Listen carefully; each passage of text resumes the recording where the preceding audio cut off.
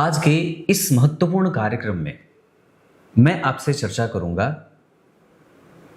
कि अगर किसी भी जातक की कुंडली का केंद्र बिल्कुल खाली हो और जन्म कुंडली के छठे भाव में चंद्रमा विराजमान हो तो उसके जीवन में किस तरीके का प्रतिफल देखने को मिलता है। तो भगवान आचार्य लिखते हैं कि जन्म कुंडली के छठे भाव में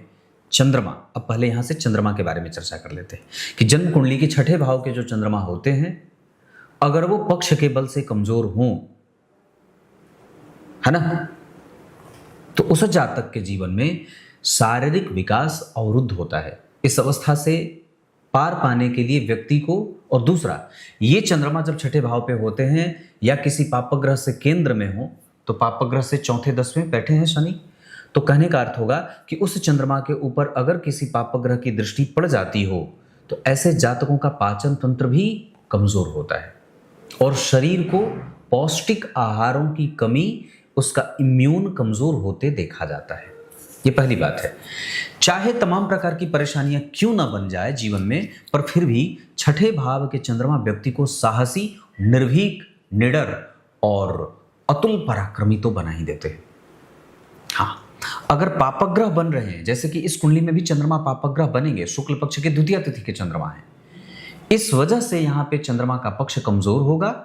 और व्यक्ति को रोग देते रहते हैं। अब जीवन में जितनी भी परेशानी बनती है ना, जैसे आपकी कुंडली में कोई एक ग्रह कमजोर हो गया,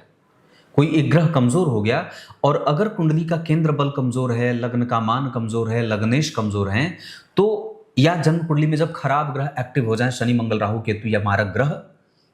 तो ये जो कुंडली के विषम परिस्थिति बने होते हैं कुंडली में, वो और भी ज्यादा एक्टिव होकर के परिणाम देने लगते हैं। तो मेरे कहने का अर्थ यहां ये है कि अगर जन्म कुंडली में केंद्र बिल्कुल खाली हो तो कुंडली के कमजोर पक्ष और भी ज्यादा मजबूती से अपना परिणाम देने लगते हैं और जातक के विकास को अवरुद्ध करते हैं। कुंडली के केंद्र का खाली होना कुंडली के प्रगति को कमजोर और बाधित करता है। ठीक उसी तरीके से जैसे आप कोई सैटेलाइट आकाश में भेजते हैं, ब्रह्मांड में भेजते हैं, किसी कोने में भेजते हैं, तो उसमें एक ईंधन डाला जाता है जो उसको आगे बढ़ने में उसकी मदद करता है। लेकिन अगर वो ईंधन उसमें ना डाला जाए तो वो उपग्रह दूरी तय कर ही नहीं पाएगा। इस वजह से ही कि जन्म कुंडली का जब केंद्र खाली हो जाता है तो कुंडली की प्रगति को कई बार बाधित करता है। इस वजह से हमें यहाँ पे दोनों ही बातों का ध्यान रखना होगा। एक चंद्रमा जो छठे भाव में बैठे हैं, तो सामने शत्रु कितना ही विशाल क्यों ना हो, मजबूत क्यों ना हो, जीत अंततो गत्वा परिस्थितियों से भी हो चाहे शत्रुओं से हो, किसी भी प्रकार से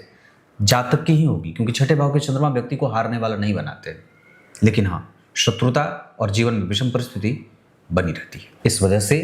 हालांकि एक अच्छी बात क्या होनी चाहिए कि अगर जन्म कुंडली का केंद्र खाली हो और केंद्र में बनने वाली राशि नवांश चक्र में भी उसी राशि का निर्माण कर रही हो, जैसे यहाँ केंद्र में जो राशियां बनी हैं वो नवांश चक्र में भी उसी राशि का निर्माण कर रही हैं, इसका अर्थ होगा कि कुंडली के पास अपनी सामर्थ्य है, वो कुंडली आगे बढ़ेगी, हम उस पर विश्वास कर सकते हैं।